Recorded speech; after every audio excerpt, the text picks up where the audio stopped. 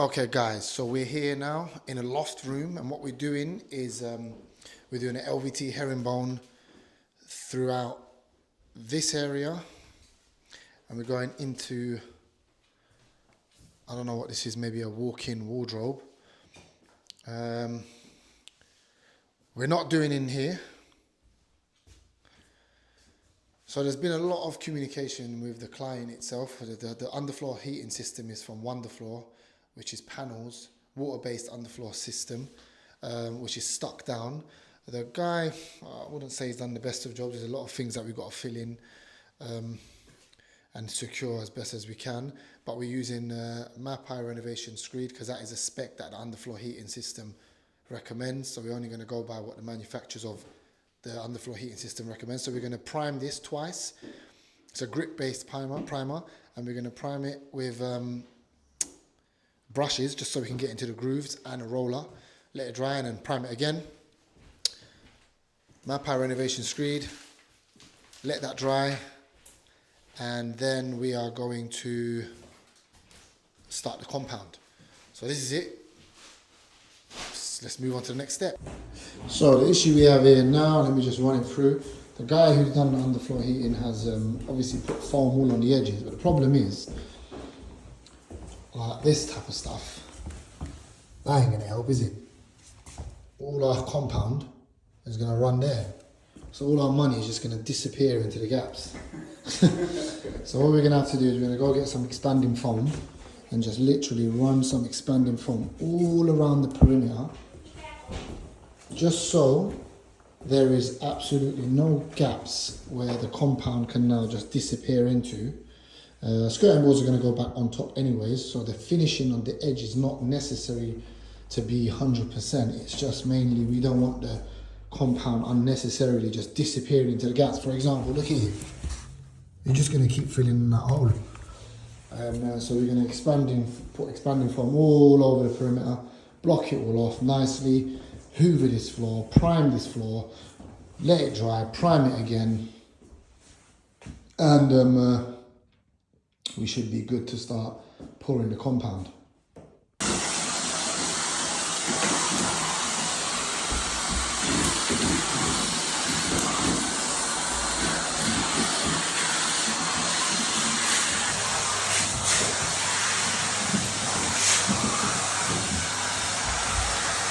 Slight issue.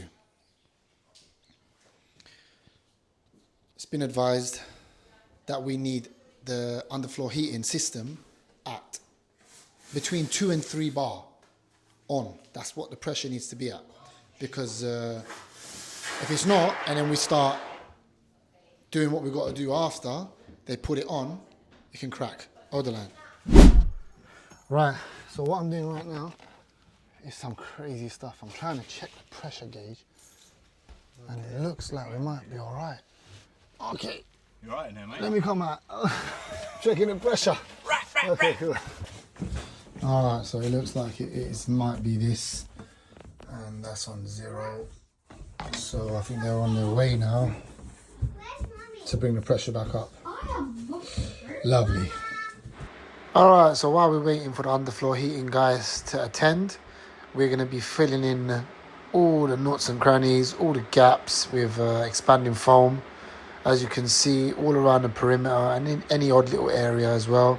Let that dry off, then we can cut it all off flush, just so we don't lose a bunch of smoothing compound running into unnecessary areas.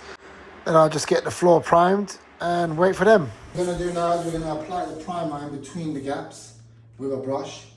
Then we'll go over it. So I'll probably do it half-half. So I'll come up to here in the gaps and then go over it with a roller. Come up to here, do it in the gaps with the brush and then go over it with a roller. Just because I can't do all of this and then start stepping all over it. So that's the whole plan now.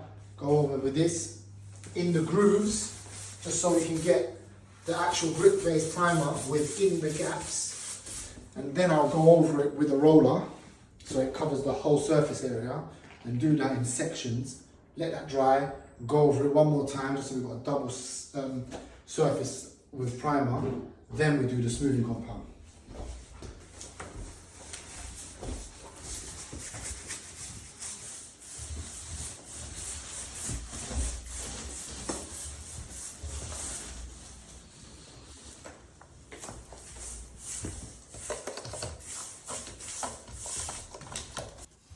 So what we're doing here is come to the end, cut some 4mm ply like this, and we're just basically blocking it off. So when we put the smoothing compound, it doesn't leak through, and it gives you a nice clean finish. And do that all around here, should be good. What are you doing, mate? I've bloody become a plumber. I'm the plumber's apprentice right now. He's up there. I'm trying to bring this down to 3. It's currently on 4.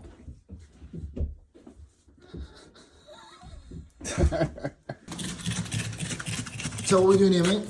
Just taking off the excess of the expanding foam. So it's just for hindrance.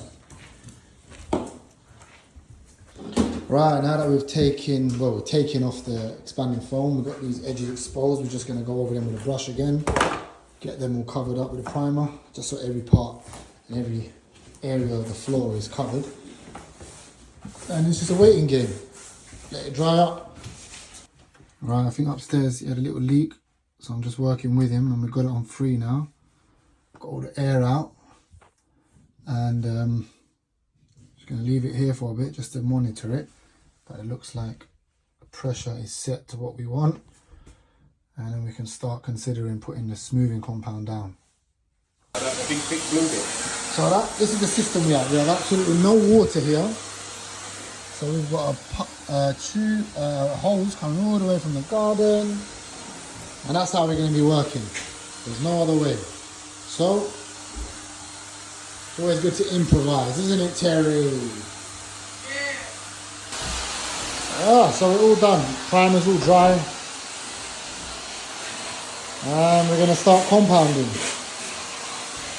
Should look nice after this.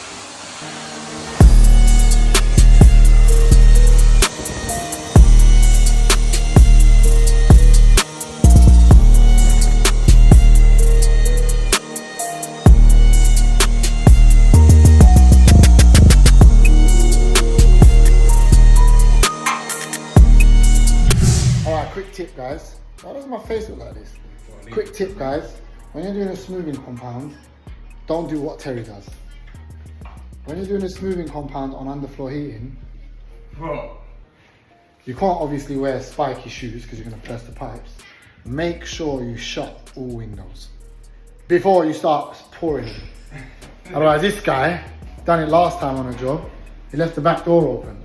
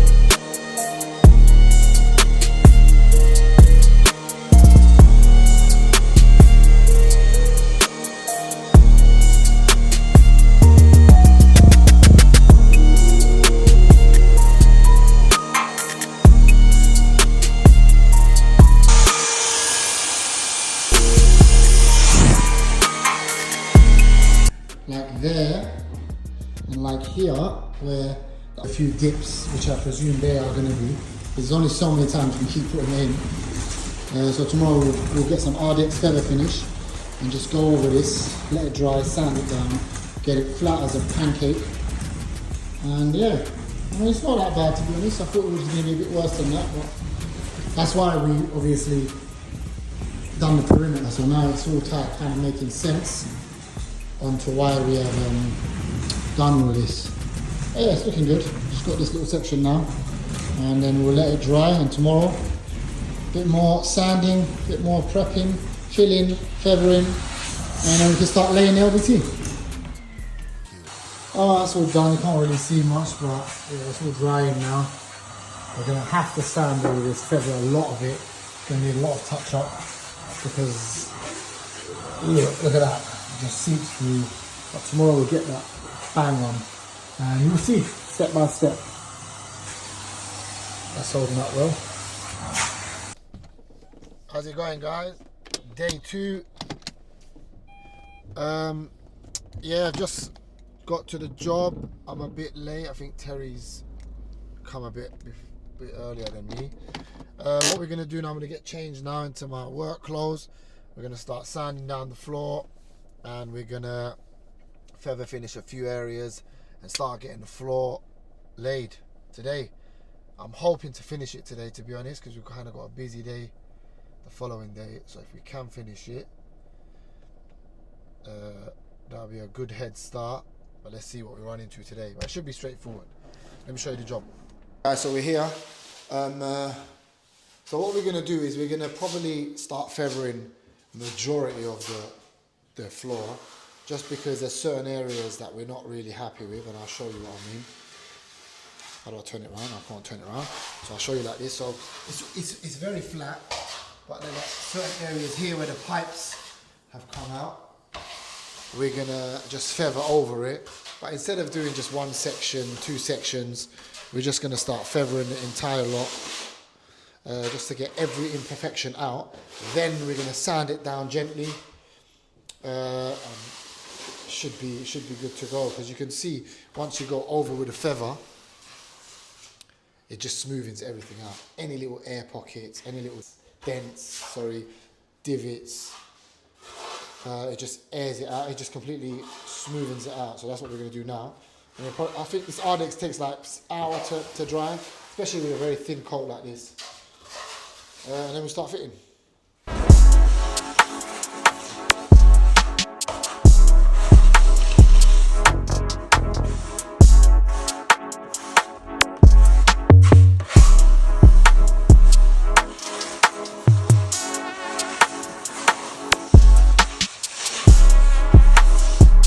So that's it, guys. Look, you can actually see the underfloor heating through the compound. It might not look appealing. It might look like what the hell is going on, but this is glass flat. So what we're doing, we're just feathering it, we're finishing off. You can see that all of this is going to be level flat. It's very, very important that this is level flat. When I mean flat, I mean no ridges whatsoever. Because once that underfloor heating goes on top, once that LVT goes on top, we don't want no imperfections, because the glue will suck it down. There's our laser line, which is going to go all the way over there. Over there, we're using a Flex Pro system, because it's just a ledge. They're going to get cupboards there. We're not going to stick anything down. And the health and safety is absolutely 10/10. Mo, you alright? Yeah. Health and safety 10/10. And that's it, really. I'm gonna wait for this to dry, give it 45 minutes, and start fitting. Fitting is gonna fly down, because there's no skirting boards, open area, 3 of us, bosh. We've got our Christmas tree up. The Christmas tree is basically all of these herringbone planks in like a triangle. We've got our centre line. Ignore that laser, that's just been moved. We've got our centre line there. All the way down, and we're going to run the herringbone in centre with this doorway. When you come up, it's going to be off centre from the step, but we've spoken to the client and they're happy with it, having it centred with a doorway, and then wherever it falls after that, it falls. Hopefully it will fall in centre with that as well. We're gonna have a cup of tea now, and we'll see how it goes. Oh, so I'm just going to make a cutting jig here, just to save a bit of time when doing the cuts on the sidewall. So we just make a little contraption here, butt that up. So what we do, we butt it up to the tips, and we butt it up to the inside tips. So what we do, let's get another plank, butt it up to this plank.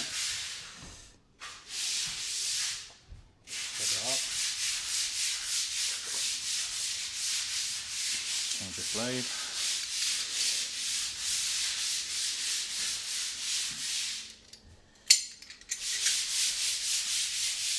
just give it a cut down here.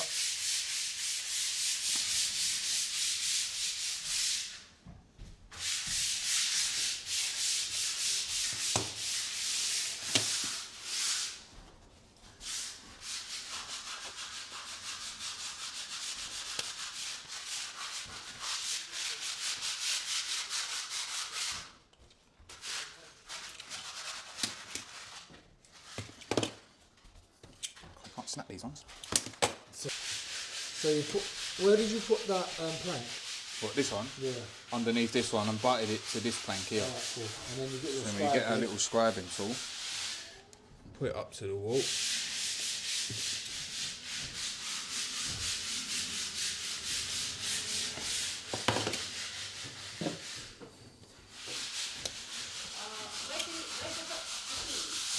Anywhere on the stairs, that's fine.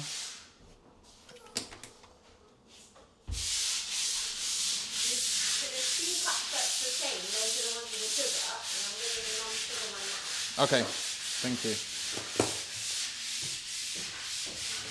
Should just fit in there. Alright. There's your cut. Alright, so we've got this, as you can see. Thank you.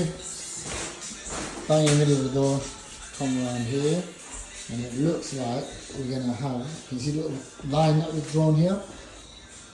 It looks like it's going to be fairly in the middle of the door, so that's the result.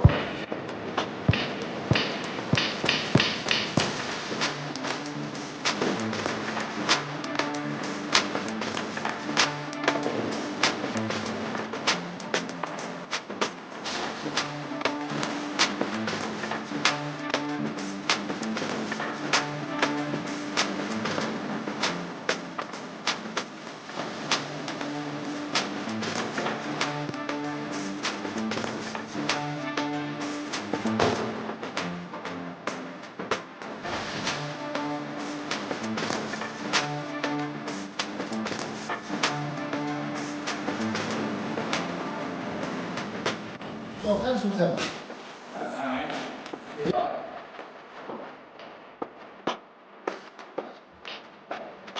That's all.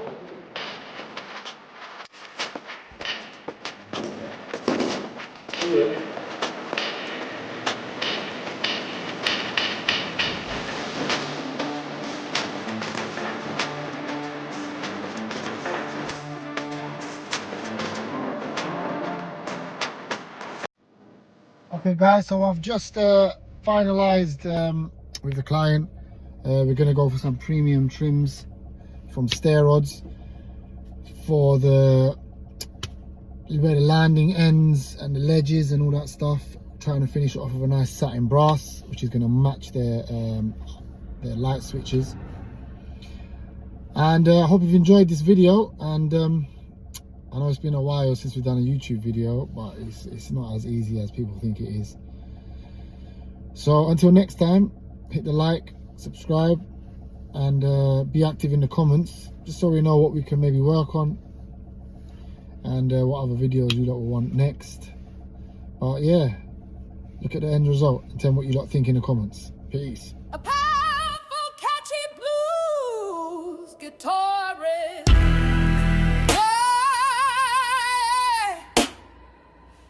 I got it bad. My life was on a straight line. Everything was cool and clear. Had my plans all figured out. Had nothing left to fear. Then you walked in like a hurricane with thunder in your smile, and blew away my careful thoughts and stayed for a little while. Now a little while is always, and always is my view. 'Cause every road I'm walking on just leads me back to you. I got a fever that you gave me. I don't know what to do except to just